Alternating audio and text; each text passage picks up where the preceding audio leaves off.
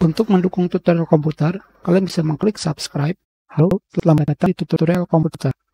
Tutorial kali ini mengenai langkah-langkah mengembalikan tombol undo dan redo.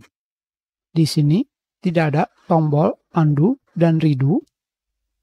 Sekarang caranya adalah kalian pergi ke bagian atas di Customize Quick Access Toolbar. Kalian klik dan kalian akan menemukan undo dan redo. Sekarang, jika tidak ada, kalian bisa pergi ke File, Option, di bagian Quick Access Toolbar.